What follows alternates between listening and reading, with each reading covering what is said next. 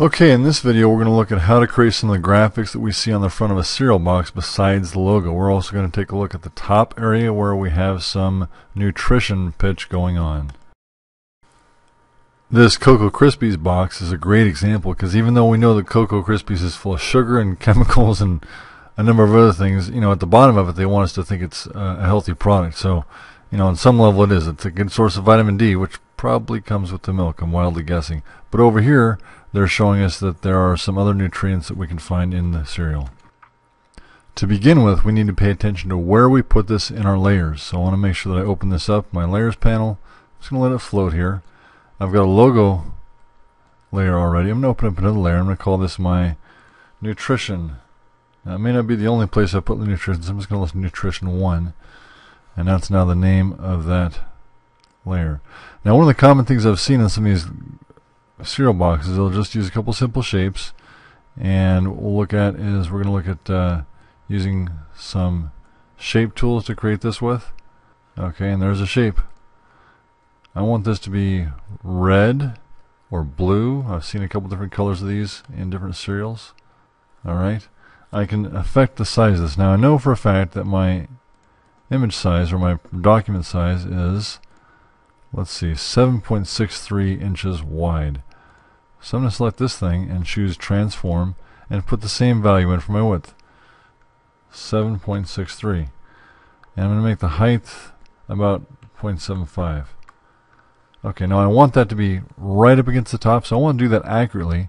So here is the alignment choices. I want to align this to my artboard, and if I open up my align panel, what I can here do, oh good, I can choose it here also, align to artboard, and I can align to the center, and it'll move a little bit. Let's just move this to show you how that works.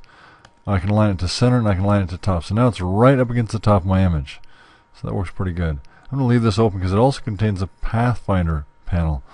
So zooming out a little bit, I'm going to get the ellipse tool. There's the ellipse tool. And I want to make a curved shape for the bottom of this panel, of this shape. And again, I want this piece to be perfectly centered. So using the align panel, make sure I've got it set to artboard, align. So I've centered up these two objects. I'm going to move that up using the arrow tool manually. I'm going to mess with the shape of this just a little bit because I want the shape to be gradual and not too drastic. So I can even make it wider if I want to. Now every time I mess with that I need to recenter the object. Okay, so now if I take those two pieces, my result in the end, I want to have the arched shape that I might find on the top of, for example, some of the Kellogg's products. So I'm going to take these two shapes, I'm going to use the Pathfinder, and this button here in the Pathfinder panel is minus front. So it's going to take the piece in front, which is the ellipse, and subtract it from the other part. So there's my minus front containing this shape. So this layer contains nothing else. I'm now going to add some nutrition value information. So using my text tool, and this is a place where my Baylor Crunch logo uses a more interesting font. This is a place where I'm going to use a more subdued or normal looking font. Something just, so I'm going to choose my text tool. I'm going to click and drag to create a text box. And I'm going to say great source of vitamin D with a couple of exclamation points. Now like I said, I don't want to have that text font be the same as my main logo. I want those to be separate, so I'm going to choose type, and a good one to use for this might be Arial, and Arial Bold, Arial Black. These are a real standard sans serif font. The sans serif means that they don't have those little curly cues on them. Their Arial Black works very nicely. I'm going to put this in here. I'm going to make it white. There we go. And now I'm going to toy with my sizes. 12 is a pretty standard reading font, but we want this on a label, so we're going to make it slightly bigger. Not too much bigger. Let's go down to like 18. Okay, and if I want this to show up more and I want to put an outline on it, sometimes I'll draw more attention to it. So if I like what I see, I can now choose type and create outlines. Now it's outlines. It's no longer editable as text, but I can add stroke to the outside. So now that looks like this. Let's zoom in on this a little bit more and see what we got. So I'm going to take the stroke and I'm going to line it to the outside, and that looks okay. I want to be careful not to have that be too thick, because it's really not the main player. The thicker the line is, the more tension it's going to get. So zooming out, I've got a great source of vitamin D. Something else that could be done in this area would be a quick call out of some of the caloric or vitamin or other nutrition information that you might find on the side if you're trying to call attention to the goodness of your particular cereal. So I'm going to take some shape tools. I'm going to make some graphics that are going to help me suggest that. So I'm going to start with a rectangle tool. I'm going to try to find something that contrasts with the blue, which is going to be yellow. Okay, yellow and blue are sort of neighbors on the color wheel. And yellow is also a good bold, dominant color. It's a hot color. Now in this particular instance, I want to outline that in white. So I click on this and I choose white. So when I put that against there, it's going to look like this. Let's give it a bit thicker of a line. Okay, so I'm going to take this image.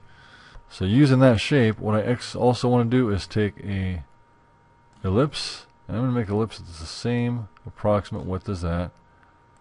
I'm going to center these two up together. I'm again going to use the align panel, and this time instead of aligning to the artboard, I'm going to align to selection. So I'm centering those on each other. Again, if they're just separate, aligning to selection with the two is going to line them up this way. Now I don't really want to line these up like that, because what I really want to eventually do is put those together. So I'm going to zoom that like this. I don't really want that white line between, so I'm going to take this selection, both pieces, to use the Pathfinder, and this time I'm going to use Unite. Okay. Now that looks like it left a little bit of a step on the outside, so I kind of want to see how to get rid of that. So let's bring it. I undid to bring it back to size. Let's see. Let's take this one. If I choose transform, this is going to let me see that this is 0.35 wide. So let's change the width of it to just 0.35 instead of all that extra. Oops. How about 0.35? There we go. That was 3.5. Let's make this one the same width. 0.35.